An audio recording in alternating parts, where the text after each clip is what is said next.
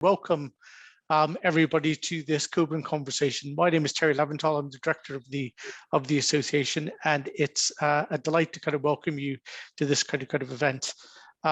Just a few things before I hand over to our kind of chairman to kind of lead the conversation. Please make sure you leave your mute function kind of on, and if there's any kind of issues with the bandwidth, then do keep your kind of video kind of off as well. There'll be time at the end of the conversation for a few questions, so I would ask you to kind of use the chat function on kind of Zoom to kind of post those up with a Q and kind of a short question. Or if you're following us on Facebook Live, you can use questions, the question platform off that, and one of the Cockburn team will be kind of monitoring that as we kind of go. Of course, if you want to tweet the kind of findings, do include us in hashtag Cockburn Conversation, or if you want to kind of follow us on Facebook or Twitter, it's at the Cockburn, and everything is available kind of there. So that's really the kind of front of the house bit. If you are kind of enjoying this as you go through, then do consider kind of texting us at Edinburgh 70085. That's Edinburgh 0085, and making a donation, or visit our kind of website. There's all sorts of functionality. Do consider, if you're not a member, of joining or donating through that. So that's all the public message services that I have to do. So it just delights me to kind of hand over to our two conversationalists for the evening. Many of you will know the chairman of the Cockburn Council, Professor Cliff Hague. Cliff is the Professor Emeritus of Planning and Spatial Development at Heriot-Watt University. He's the past president of the Royal Town Planning Institute and the Commonwealth Association of kind of Planners, and is chair of the Built Environment Forum Scotland, amongst many kind of other kind of activities. And joining him in this conversation under the subject of Paris, the route to a smart, sustainable, COVID-resilient city, is Nicolas Buchoud, who's an urbanist, a Parisian, of course. He can tell us all about Messi, kind of if he wants at the time. And he is the president of the Grand Paris Alliance for Metropolitan Development, which I'm sure sounds so much more interesting in French than in my butchering of it in kind of English. So without any further ado, I'll disappear off the screen and hand over to Professor Hague to start this conversation. Cliff, over to you. Thank you, Terry, and welcome everybody, and a special welcome to Nicolas. It's really great for you to take part in this. So we're going to chat for about half an hour or so, maybe a little bit longer, and then there'll be questions and answers at the end. So Nicolas, you had a brief introduction there from Terry. Would you like to just tell us a little bit more about yourself, and what you do, and how you became the post that you've got? Thank you so much, Cliff. Good evening, everyone. It's really a pleasure to start the year after the summer leave with this conversation about Paris and the Cockburn Association. I'm a Parisian. I was not born in Paris, but I've been studying and living there in the last nearly 30 years. And I still not feel I'm 100% Parisian, right? This city is a demanding city. That being said, just a few words about me. So I'm indeed, as it was mentioned, the president of a think tank, the Grand Paris Alliance, in English, Cercle Grand Paris de l'Investissement Durable in French, which we created 10 years ago for one particular reason. We felt that issues linked with urban development, investment, infrastructure transformation, environmental transition, etc., could not be dealt with only at local level or municipal level, right? That is Paris, for example, but had to be dealt with at a metropolitan level. So my story with Paris is very much a municipal / metropolitan story. In previous years, from 2000 to 2010, I was involved in various positions. I was a chief of staff, deputy chief of staff of a city mayor near Paris. I was the advisor of the president of the Paris region for planning and urban development and metropolitan cooperation. And I've also been working as a director of urban regeneration of low income social housing estates in the wider Paris region. So I've experienced the Paris region in many different ways, and in the last 10 years as a president of a non-profit think tank, which has expanded internationally, and as also the founding principles of a strategic advisory company I created in Paris, but which has been working globally from Vancouver to Vladivostok over the past 15 years, right?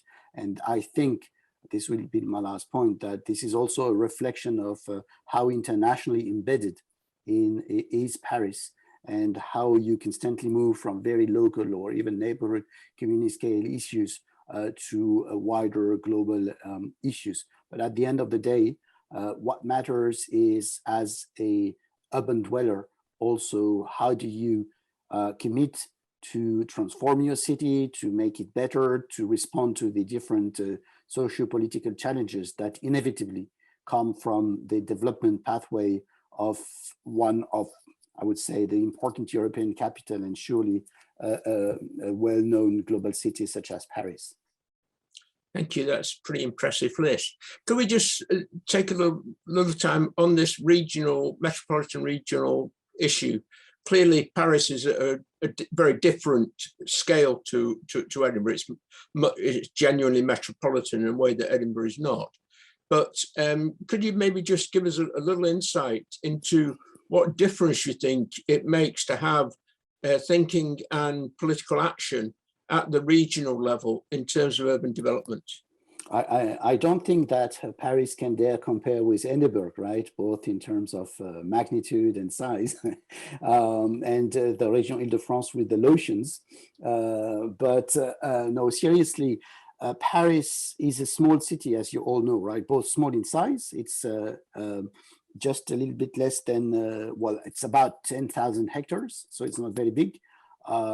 We have less than 2 million people, but Paris is embedded in an agglomeration, right? And this agglomeration is taking the different statistics, right, of the core of the agglomeration, which is now called the Metropolitan Area of Paris, incorporated since 2016 in a new metropolitan authority, is about 7 million people. The agglomeration in terms of statistics is about 10 million people, and the whole region Île-de-France is about 12 million people, right, which includes a large portion of non-urbanized rural agricultural land, right? So these different circles are quite important. You could add another circle which has many names, one of it being the circle of the cathedral cities, you know, the former cathedral which were built in the Middle Age, like in Amiens, in Reims, and so on, which is a larger circle. But most of Paris development story in the past, let's say, decade and 20 years, it's a generation, right, has been about how to politically, strategically, economically reshape the connections between Paris and its first ring of 28 cities on the other sides of the Paris ring, périphérique, and how from that to shape a new metropolitan development agenda, right? So about 20 years ago, in December 2001, right? So practically 20 years ago, there has been what is generally considered by all observers a kind of cornerstone of any future metropolitan discussions after with the newly elected at that time Paris mayor Bertrand Delanoë decided to set up a new cooperation framework with neighboring municipal governments. The relations between Paris and its neighboring cities has always been horrendous, right? Due to Paris pride, due to many, I would say, historic issues dating back from the revolution, dating back from decentralization laws, much recently, dating back from Paris in the Middle Age, etc. But I will cut this very long story short. 20 years ago, there was a decision that this could not work any longer. The relations with the neighbors were terrible, and this was hampering Paris development capacities. And this was politically this would reveal politically challenging in the future in a context of urbanization, agglomeration economics, etc. Right? This was a very important moment 20 years ago. If you allow me, Cliff, two more comments on that. And the other, I would say, turning point in the relations between Paris and its neighbors, there have been many. So there's, I think somebody's got their, somebody needs to unmute. If you're not muted, please mute. Carry on, Nicolas. Okay, so the one important other milestone in the evolution of the Paris and its neighbors' relations, or if you see that from the standpoints of boroughs and cities looking into Paris, was in the mid-2000s, when there was the creation of a very loose but very efficient Metropolitan Forum of Mayors, right, which was launched by Paris mostly, and the president of the regional government at that time was not very enthusiastic about that, but was also pushed to take part, and this turned into more formal organizations back in 2008. At that very moment, there was a president in France, Nicolas Sarkozy, who very recently, after he was elected in 2007, decided that the future of the capital region, you see the difference, right? And the core and the city of the core of the capital region had to be dealt with directly at a national level, not by mayors, not by Paris, etc. So this was political in the sense of like politician power balance, but this was also strategic in terms of look at Shanghai, look at London, look at Dubai, look at Barcelona, wherever, and look at us. We need to revive the old style or the previous decades strategic planning, which had disappeared, and strategic investment. There was a lot of fuss about that, but this led very quickly to what was called the Grand Paris, and it's still called the Grand Paris, with very important milestone decisions. In 2010, a bill was passed at the National Assembly, creating the future transportation system, which is now under construction, and it's a nearly 40 billion euro bill, with most of it devoted to the construction of a whole new orbital, not radial, orbital metro system, which will be completed by 2030, but it's a really huge civil engineering project. And since then, I would say since 2011, because there was complex negotiations, since 2011, we are living with Paris that has multiplied, that has been embedded, right, into metropolitan connections, but also with the major infrastructure projects that received final approval by all parties, all sides of the politics, right, but also Paris, and also the region, and also the mayors, and also the business community and everyone, after a very large also citizens consultation. Over 30,000 people were involved over a 3-month series of hearings in the end of 2010, beginning of 2011, and we have been living very much on this legacy, right? This probably has clearly allowed Paris to change dimensions. So in terms of institutional arrangements, we still have Paris as a municipal and borough government with a huge budget, about 10 billion euros of budget annually, with a huge number of staff, nearly 50,000, 50,000. So it's a huge number of staff, and with only 2 million people. But what has changed is that Paris now is fully involved into, I would say, metropolitan affairs. The newly re-elected mayor of Paris, Anne Hidalgo, was re-elected last year, right, in conditions which were complicated, obviously, by the COVID-19 pandemic, and has made sure that Paris is at the center of the political power play at metropolitan level, right? This is how decisions now are being shaped, and when it goes to I would say, creation of low emission zones or other issues. This is mostly dealt with by the Municipal Council of Paris and at a metropolitan level. Thank you. We haven't had a revolution here, of course, but there's certainly been antagonistic relationships between the city and the surrounding municipalities. And I think that, you know, what's coming over to me from what you've said is the strategic dimension and the political consensus that was built that facilitated some major projects that also changed the shape of the city. But I want to move on to one thing that's really quite topical here. We've just had an agreement between the Scottish National Party and the Green Party in government. And one of the things that's in that agreement is that the partners and the government, therefore, will seek to embed the 20 minutes neighbourhood, they say, to strengthen community resilience, reduce carbon emissions, and reduce the need to travel by improving local livability and well-being. Is that something you're familiar with? And what do you think about the 20-minute neighbourhood? No, I'm not familiar with the 20 minutes neighborhood. What I've heard about a lot is the 15 minutes neighborhood, right? And this is, I must say, honestly, a problem for me. I was trained, among others, as a planner. Cliff, we have been working together, right, globally with planners from all continents for many years. And have a problem with this idea of 20-minute city or 15-minute city.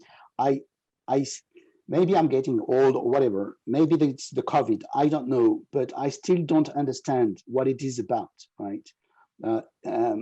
And to a large extent, this issue of a 20-minute city or 15-minute city is a very, very fuzzy concept.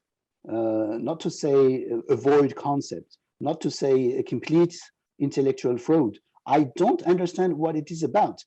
We are struggling with agglomeration systems, right, which are heavily consuming resources, which are built upon infrastructure systems, be it about transportation, energy, all kinds of networks, sewage, etc., digital networks at very large scales, which are even like larger than the agglomeration themselves, right? And at this very moment, where core investments, part of the future CO2 reduction trajectories are exactly about that, we are compelled to look at 15 minutes limitations, 20 minutes limitations. What about the rest? There is something here I really don't understand. Of course, if you change the rationale and consider that to some extent, Paris agglomeration system is being hardly livable, right? Because of extended commuting times, because of constraints, housing markets, soaring real estate market values, and so on. People want calm lives and be able to focus on themselves. But to some extent, this idea of a 15-minute city, for me, resembles an archipelago of gated communities. So there will be people in a very well-off 20 minutes, whatever neighborhoods, and people in very not well-off. And what is in between? What the city is not just a collage. This is Miami pushed to the extremes, right?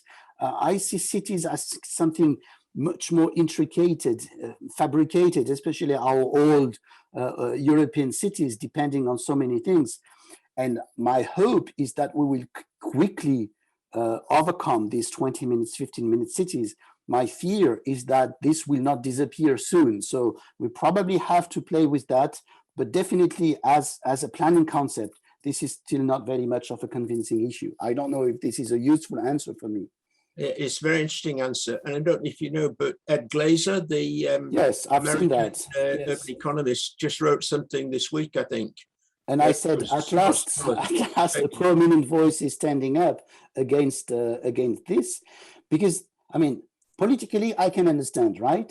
But for me, it is kind of a startup look at the city with the fancy bikes, etc. I have nothing against biking. I've been biking in Paris since I was a student, right? Where I had to wear a mask because it was so heavily polluted. Every time I was taking my bike to go to my studying place, I was ill the day after because the air was so polluted. So this is not the big issue. I rarely take a car in Paris, right? But on the other hand, this is a kind of, it looks like the end of any kind of intelligent planning. It's the end of any possible debate. This limitations of what we have to do, whereas the key determinants of urban life are being played at multiple scales all at the same time, right? Make it necessary for citizens to be much well aware of how to contribute to complex power play negotiations regarding future energy systems and housing markets, etc., which will not be addressed through such circles of 15 minutes. Then I go to my butcher and my baker, and then what? I go to Zoom, and then what? I mean, this is the end of any kind of social life. I'm pushing a little bit the critique to the other extreme, but I hope that we will quickly overcome this, or at least complement that with something that might not be as strong as a political slogan, but more efficient in terms of policy making. I'm sure these comments might generate some responses from some of our audience, so it'll be interesting to see what other people think. Yes, one aspect of 15-minute city has often been seen as increasing densities. And of course, Paris is, I saw something last week, I think, say, that Paris was at a kind of ideal density of around 10 stories. But what's happening in terms of housing densities in Paris at the moment? Yes, just Cliff, before I answer this particular question, let me just mention that, Paris' famous landscape, right, largely is issued from the second half of the 19th century, more than that, right? But Haussmannian Paris is the Paris that sort of the world likes, and it's part of this legacy. But this is true. This has been very, very structuring the city. At this moment, there was Haussmann, but there was also a very, very important engineer and landscape designer, Alphand, which is equally important and which was much more celebrated when he passed away than Haussmann himself. But due to maybe Disney and what is this movie with the rat and so on, we know Haussmann, we don't know Alphand. And when Alphand designed the whole structure of the city parks, at a time also where Berlin and London and other major European cities and cities in the US were also designing green spaces, one driving idea was Paris is too dense, Parisians need to have access to a park to breathe fresh air within 20, 30 minutes reach from the place, wherever they are, right? I prefer this version of time framing the access to some amenities than a 15-minute city which encloses me in a circle. Regarding the issue of density, Paris is well known for being very dense and for density being quite well managed, especially with this Haussmannian urban form with a long time height limitation of 37 meters.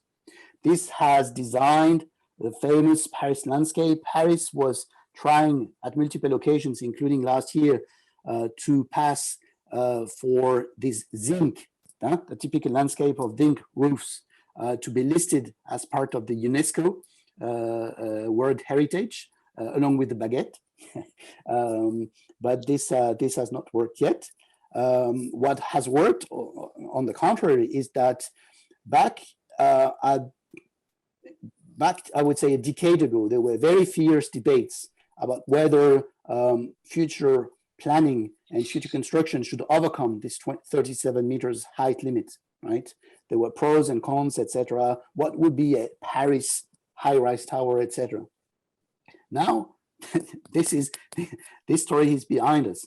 At this moment, there are high-rise building, mostly only for administrative and commercial uses, office uses, which are being developed around Paris, within Paris, or at the fringes of Paris, right? A few years ago, going up to 50 meters was considered as something revolutionary. Now we are being 150, 200 meters, right?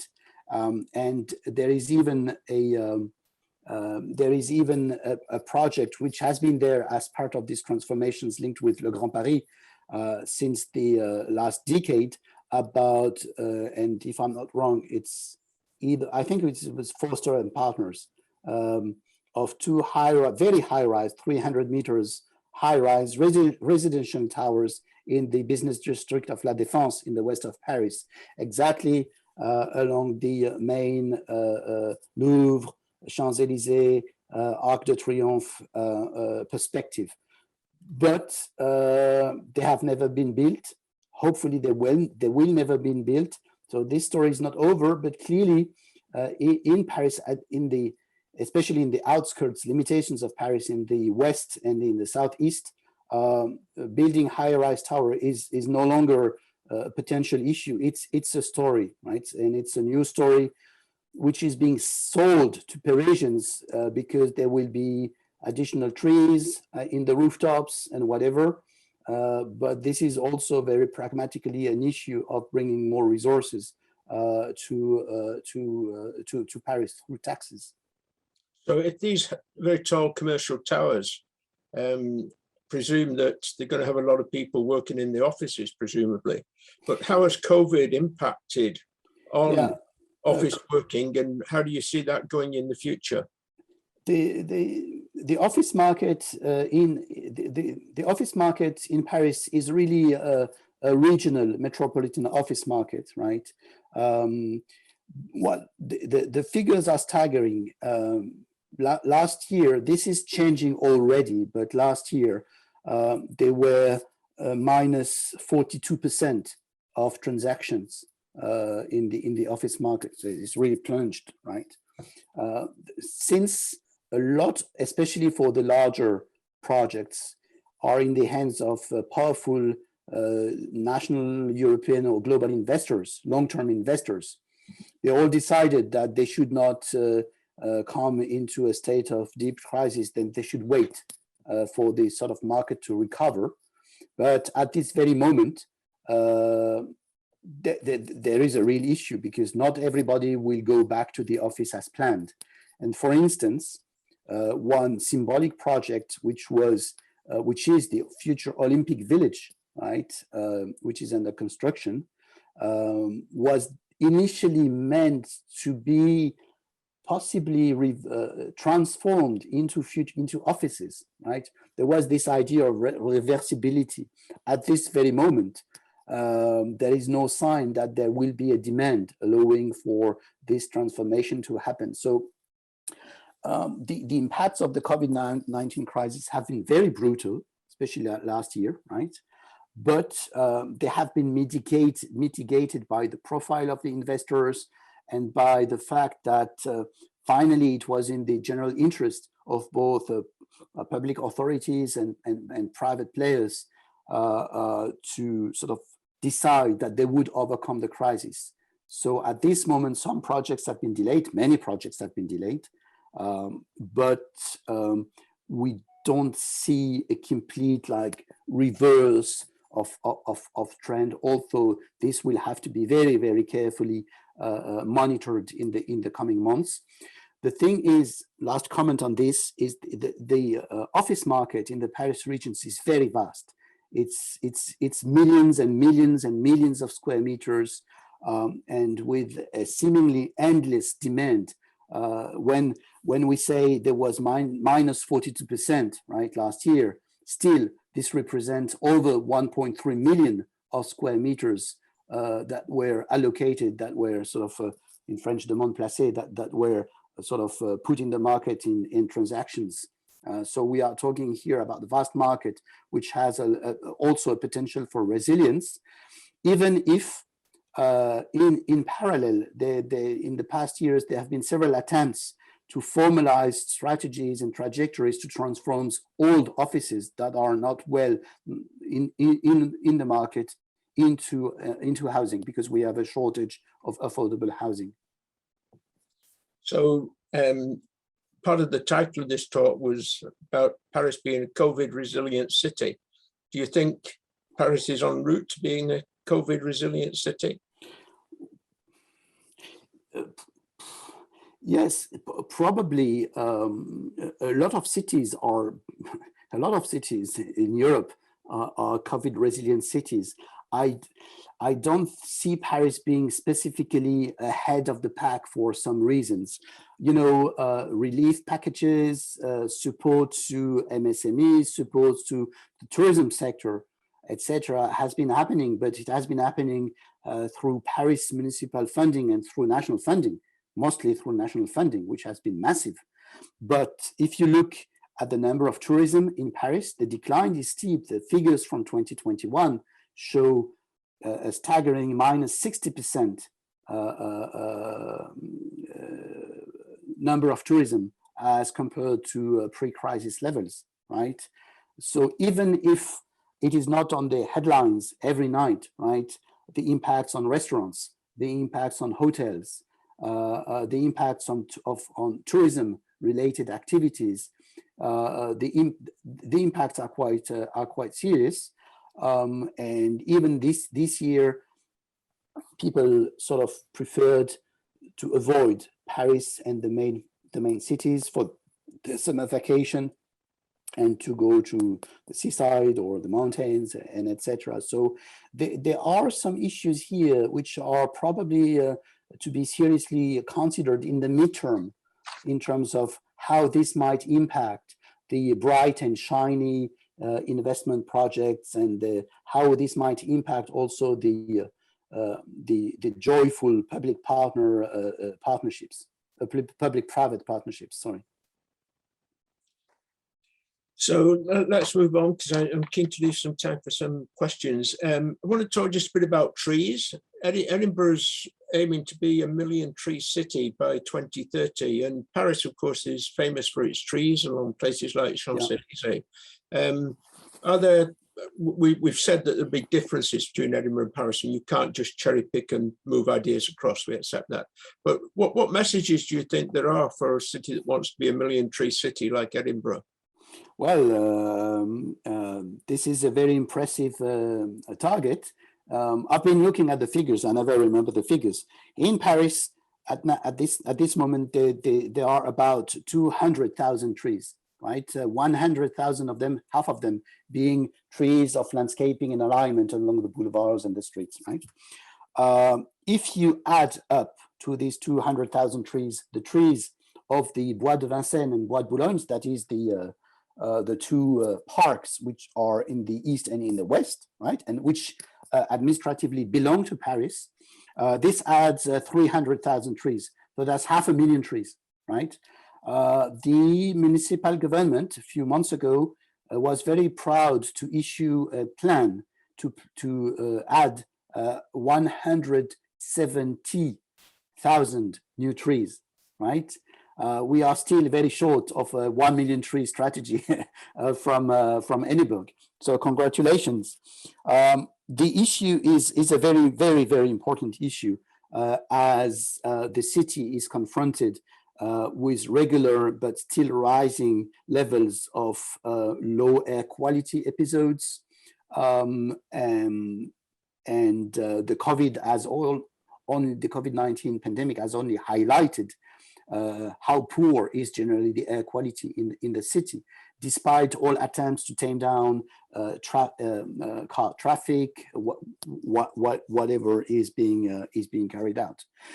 The tree strategy, this goes back also to our discussion about the 15 minutes or whatever city. The tree strategy, I think, has no sense without now a wider approach to biodiversity conservation and biodiversity development, and has also to be considered in the context of global warming, heat island effects, which are really a problem and a regular issue every summer, with the issue of air quality, but also with the issue of biodiversity, which again has to do with land management and cannot be considered only at a municipal boundaries level, but at a wider scale. So in that context, let me just add a comment that Paris has also issued a biodiversity plan,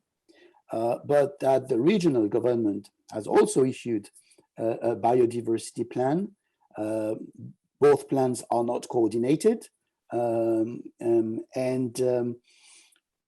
Let me give you also a striking comparison, right? The whole regional government plan on biodiversity preservation for the next 10 years is 400 million euros, right? I'm at regional level here, with 200 million secured towards 2025. 1 kilometer of the new Grand Paris metro system, and there was a comment about that. Yes, Grand Paris is mostly with this Grand Paris metro system, is 170 million euro, right? So I would say it's not the number of trees, it's really the magnitude of economic investment changes that will allow nature-based solutions, biodiversity preservation and biodiversity promotion to be more centerpiece into key critical public and private investment decision mechanisms. And talking about preservation, can we just spend a few minutes before we wrap up about what's happening with Notre Dame? I'm sure some of our audience would be interested to hear that. Yes, we were, I would say, this was a national nightmare when Notre Dame went on fire in April, when was it? 2 years ago, 3 years ago? 2019, I think, yes, spring of 2019. It was really heartbreaking, and I could remember everybody was like looking at that with, no, this is not possible, right? We have been through terrorism and whatever, but this is not possible, not Notre Dame, right? Anecdotes, you know, if you remember, in the days after the disaster, in the weeks after the disaster, our president, the national president, the fancy president, the modern president, decided that he should be reconstructed very quickly and with a modern contemporary gesture. What is a modern contemporary gesture for several hundred years monument such as Notre Dame? And a number of designers and architects were sort of were very, very, I would say, proactive in sharing their visions of rainbow roofs or glass roofs or rooftops that should replace the old carcass, right, of Notre Dame, which would be useless.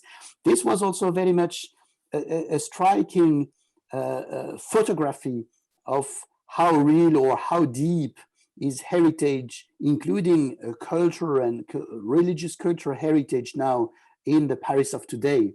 And it had to be US supporters or Japanese supporters. I went to Japan a few months after the disaster in national monuments, where you could see small boxes where you could put yens to support the rebuilding of Notre Dame, right?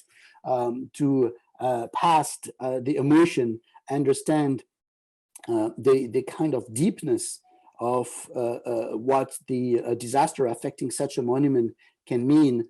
And for me, this is very, very different than rushing towards, I don't know, carbon fiber rooftop with trees because it is fancy to plant trees on rooftops, right? This is not an hotel. And my last question before passing back to Terry to pick up questions from the floor. Now that France is cut off from Britain following Brexit, how is Paris coping? Yes, we are well. Thank you very much. It's Britain that is cut off from France, and no, I think this is a very serious geopolitical issue at many scales, right? Let me very briefly mention the different scales. First, linked with this Grand Paris or the enlargement of Paris, right? About a decade ago, there has been, I would say, half successful but enduring attempts to create very stronger relationships, especially economically speaking, about logistics between Paris and Le Havre, right? On the sea, between the channel, not Calais, Le Havre. And this has also contributed to sort of expand the geo-economic reach of Paris and its agglomeration, and include port systems much more, I would say, on a much more daily basis within the municipal economics. Part of the reason why this has been on the table since a long time, but especially in the last decade, was to compete with cities such as London, who were well known to, like New York and others, to prosper because they had very direct and very strong links with the seaside and with sea connections, like Hamburg and others. Part of what motivated so many mayors and investors and players also in the national government to go into this enlargement of Paris and overcome traditional political boundaries was also the example of London and of the Greater London Authority, right? Saying that they did it in the UK, it was very efficient. It was so efficient that maybe it also contributed to the Brexit, I don't know. But to some extent, the competition, cooperation, how can we sort of outperform London in terms of both geoeconomics and institutional framework is something that was very high on our agenda. Therefore, the Brexit is not such a bad news, because what we can see is a number of banks, but also a number of North American or transatlantic based organizations and philanthropies have massively invested in Paris, right? Due to the uncertainties linked with the UK and linked with what would London become. This doesn't mean London disappears from the map, absolutely not. But this means that there is a very strategic reallocation of assets, not just in London, in the Netherlands, in Belgium, in the Netherlands for sure, right? Amsterdam, and other cities in the Netherlands, but also in Paris, because it's, I would say, equally well connected, if I can say so, than London internationally as a hub, but also it's an anchor in the territory of the European Union, right? So despite the COVID, despite pollution, despite poor, very poor housing market or constrained housing market and rising levels of inequalities, fragmentation, poverty, etc., we got the Olympics. Also, I'm not sure everybody wanted the Olympics, and we are riding the wave. It's incredible, and this is linked with with a very wide range of parameters that a number of them are in the hands of the municipal government and a number of them are not. But it is also linked with how everybody is sort of cooperating to support the long-term development of the capital, which means literally in France supporting the long-term development of the country. Thanks so much, Nicolas. Back to Terry to pick up some of the questions. Thank you very much, Nicolas, for a really stimulating set. It's going to be really hard to try and conglomerate some of these questions together, but I will do my best to kind of do so and in a slightly different order. One interesting question came in, which noted that there was a lot of discussion about in the wider Paris region about the links in between mayors and the politicians lead and the various state apparatus doing it. But the question was, what role did the residents actually have to play in those discussions? Were they passive partners or were they active participants? Yes. The issue of, I would say, the level of citizen engagement and participation is very important.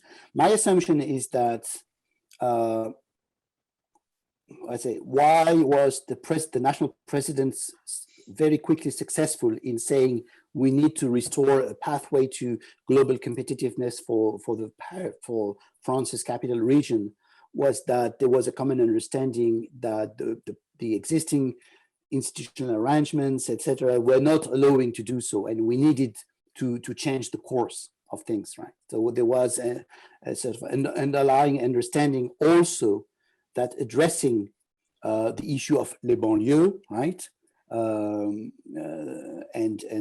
real lower income social housing neighborhoods, especially in the northeastern part of Paris, but not only, could better be achieved if there was a general elevation of the level of wealth and investments than the other way around. So in that context, there was, I would say, step by step, there was an agreement that was formed not only at sort of high-end governmental level, but also city by city, meaning municipal council by municipal council. Never forget that region-wide, we are talking about a region with 1,200 municipal governments, right? And at metropolitan level, we are talking, I was mentioning that Paris, nearly 30 neighboring cities, all of them with a municipal council and blah, blah, blah, that is incorporated institutions. And at the core of the metro area, about 150 municipal governments, ranging from a couple of thousands of people to over 100,000. But that's still far less than Paris, right? So when I'm talking about a city, for example, a typical city of 400,000 people, right? This means that when there is a meeting of the municipal council, because also of all these, of a very, very dense network of not-profits that we have, and all sorts, all kinds of citizens groups and whatever, there is a kind of intense circulation of information at a very fine grain. If you look back at who participated to the hearings about the Grand Paris scheme and Grand Paris transportation scheme back in the winter of 2010-2011, right, with several dozens of meetings, there were citizens. There were, I would say, regular citizens. Not all of them were like in municipal governments. Not all of them were business leaders. There were dozens of thousands of citizens participated. And when there were exhibitions afterwards about the metro system, what it would be, etc., generally they were very successful. When there was an exhibition at La Cité de l'Architecture et du Patrimoine in 2009, presenting work by the 10 architecture teams which have been empowered to sort of display future development scenarios, several dozens of thousands of people visited the exhibition. So there's a kind of appetite which is rather strong. In Paris, the municipal government has advocated that participatory budget would allow to an even finer grain involvement, but this has to do to a larger extent to all issues linked with local democracy. In that regard, I would say that at the present moment, the COVID-19 crisis might be also a game changer. There are entire sections, be it in Paris or be it at the core of the metro area, where people do not care about the public domain at all, right? And they don't go to hearings, and they are not very interested into this sort of active citizenship participation mode. Linked with the COVID, linked with the lockdowns, the number of people who have left Paris, even momentarily, right? For example, last year, the figures were also staggering. Over 200,000 people left Paris, meaning that they could leave Paris, right? They could go to the neighboring regions, to their secondary homes, etc. This kind of things has also revealed painfully and painstakingly how the geographical and economic divides in Paris and in the region. Not something new, but the COVID-19 crisis has shed a very strong light on that. And it has to be about everything, like very vocal advocacy groups on environmental issues or on gender issues, or those, I would say, kind of sometimes segmented issues on the one hand, but on the other hand, make sure that you don't lose the general population. Somehow 10 years ago, there was a very strong agreement. Probably this has very helped seal a bipartisan agreement and help secure this very huge investments, which is costly, right, for the nation, despite all kinds of president changes and government changes and municipal government changes across the course of a decade and towards 2030. So that's very interesting, but we must not forget to go back to the citizens. Otherwise, this tends to be just this tends to come to float over the life of the people. Maybe that's also one explanation why this 15 minutes range approach or 20 minutes is also successful, because after all, we need to take care about daily issues. Kind of excellent. And before I get into the 15 or 20 minute one where there's a lot of questions or points raised, a question has been raised, and you highlighted it, about the implications of COVID in particular for tourism. Like Edinburgh, Paris is a global tourist destination. COVID, as you said, has had a major impact for the hospitality sector, but I suspect for many Parisians, it's also been a case of, do the tourists come first, or do the residents? What do you think the new Concordat for tourism will look like for Paris? Paris is a very praised business tourism destination, right, which has also very much suffered pre-crisis. There were very important decisions made to completely regenerate and renovate the exhibition park at Porte de Versailles, which is really touching Paris, but also renovate the other exhibition areas. So many decisions were made in the sense of reinforcing the attractivity of Paris, reinforcing in the past couple of years, there have been the regular opening of new palaces. We have a number of palaces in Paris. Most of them have been completely emptied by the crisis, which is staggering. I would say that somehow, and maybe if friends and colleagues from Paris or region or their related institute would listen to me, they would disagree. But I would say somehow, as in Amsterdam or Edinburgh or in many cities which have been living with tourism, there has been a lot of complacency about tourism, right? And sometimes not so much has been done for tourism to become quality tourism. Provided the euro come in, we don't look very much at the impacts or whatever, right?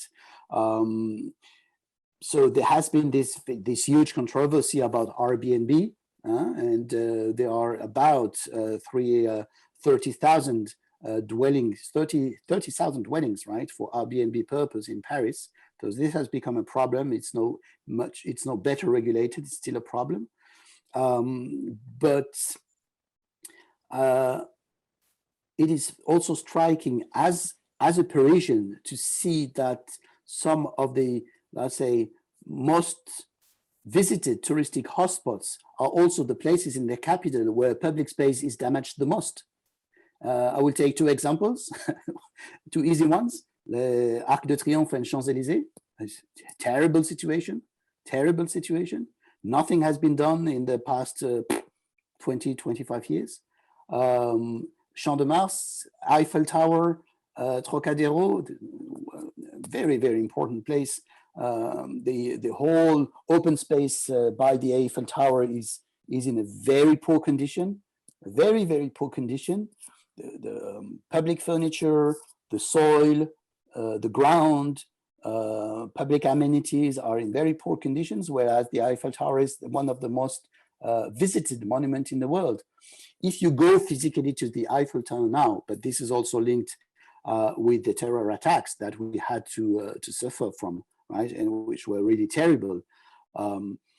The Eiffel Tower bottom, which used to be an open space where you could freely walk in all directions and look up, etc., now is walled, and there are wall glasses all around it, so you can't go through, right? And if you go by car, I see questions about car limitations, etc. It's an incredible mess of cars, double-decker tourism buses with flashy colors, tuk-tuks like we were in Bangkok, with even flashier colors, very fancy cars like Porsches with black glasses, but you can't go through, and behind it, it's a mess, and etc. So it's a very striking issue to me that the places which are let's say, in the heads of so many people are now becoming places which are somehow very derelict. The Champs-Élysées is really in a terrible, in dire situation. It's not the municipal government alone, right? There are also the business associations, etc. But the fate of those Instagram places is really something that is worrying. In the city now, you better not go there, and Parisians do avoid consistently go in these touristic hotspots. Interesting. Well, a comment just popped in saying sounds like Edinburgh, which is the mix. And by way of contrast, is there are over 12,000 Airbnb or short-term let properties in Edinburgh, and it's only a quarter the size of Paris. So it's even a greater accentuation to it. So, and I think just kind of winding up to come back to the 20 minutes or the 15 minutes city and the concept it generated and has generated an awful lot of interest because, of course, the 20-minute neighborhood here is being seen as one of the great carbon management solutions to the city.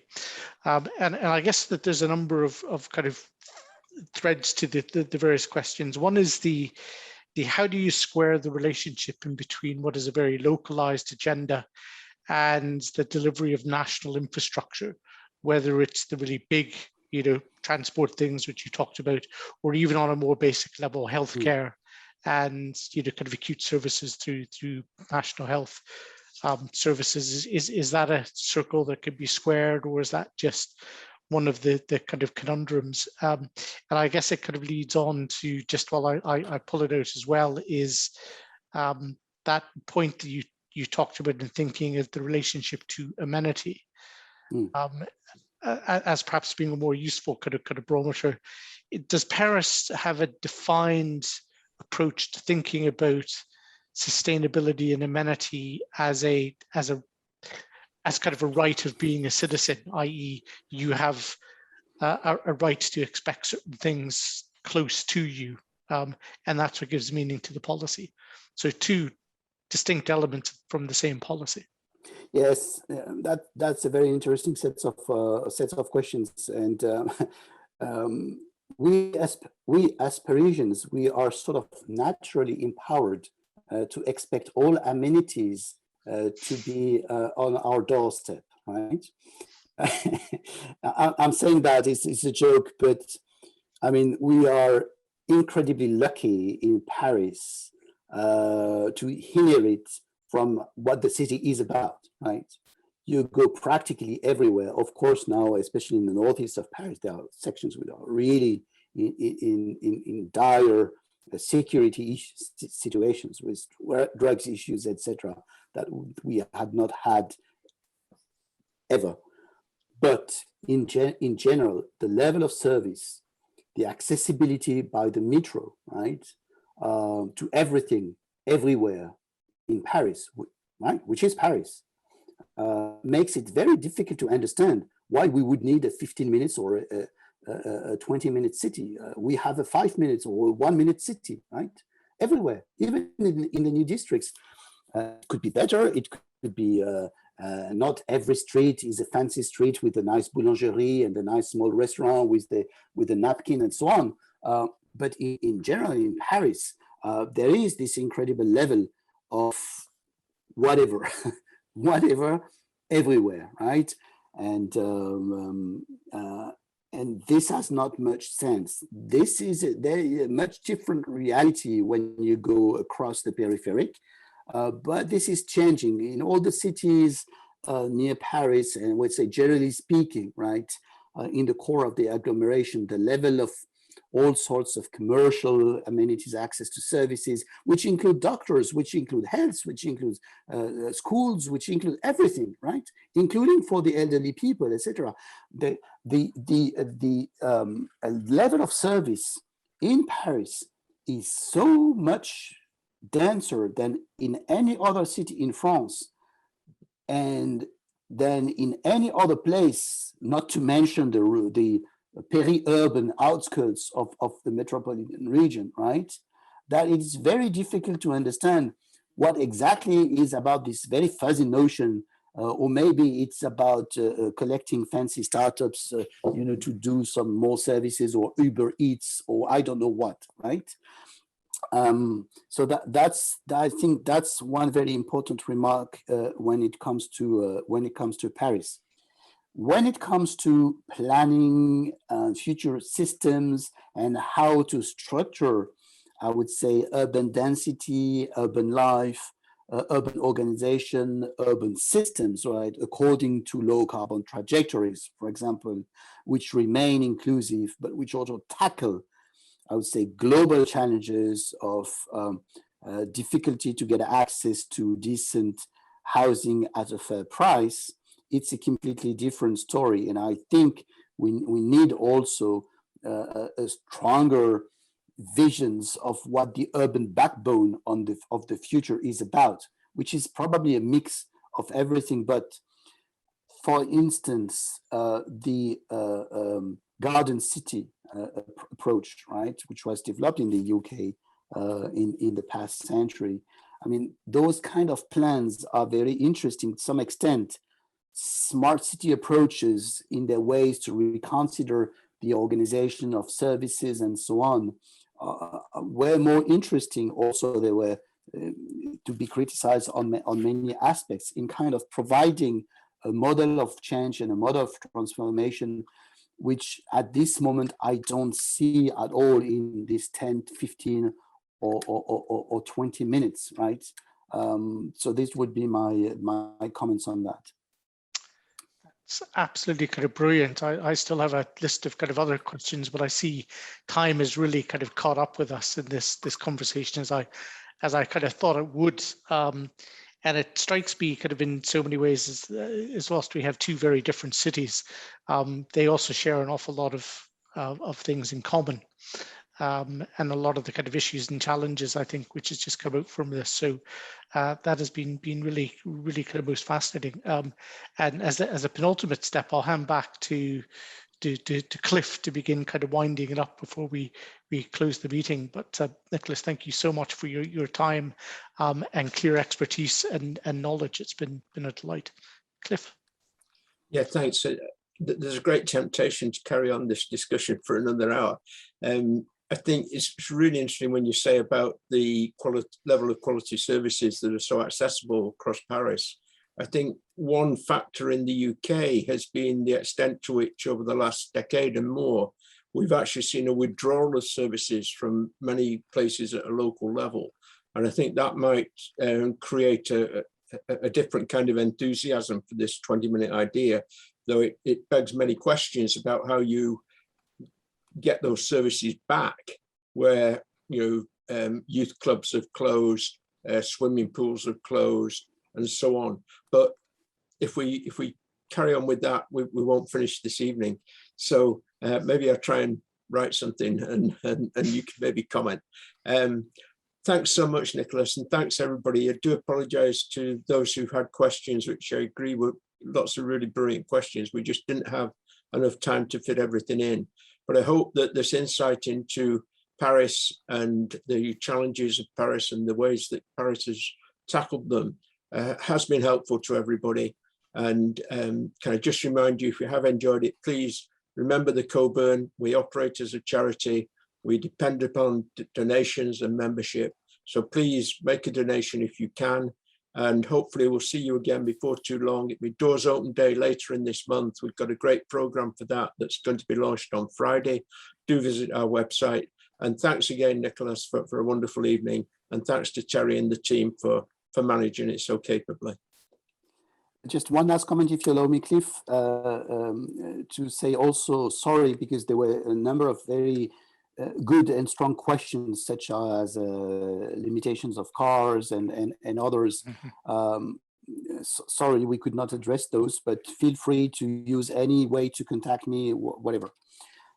We will answer. Second, we will be very happy to continue the conversation with the Cockburn Association. We have regular meetings with our constituents, summits, whatever. And while we were talking, I was thinking that it would really be worth our next summit or summit, it's too big a word, right? And this forum will be in April 2022, in the end of April 2022, especially on green and climate transformations and transitions. I will further discuss with the associations with you. Maybe you should consider joining and sharing lessons from Edinburgh in any kinds of related to the issues we have been discussing tonight. So I'm dropping the idea. Brilliant. Sounds fantastic. My colleague DJ is in the chat box, kind of put a number of links in for those open days and our virtual bucket. But I think it really just kind of falls to me to thank both of our conversationalists, Cliff Hague and Nicolas Buchoud, for a fascinating kind of hour. We will be, I said we're recording this, we'll be publishing it up on our Cockburn Association YouTube kind of channel. That'll take us a couple of days to process and get up. And with that being said, I hope you've enjoyed it as much as I have. Keep a lookout for it and have a safe journey wherever you're going to, even if it's just into the kitchen next door. It will be now. It will be. Thank you so much for taking the opportunity of this excellent discussion and for hosting it. Thank you so much. Right. Bye-bye.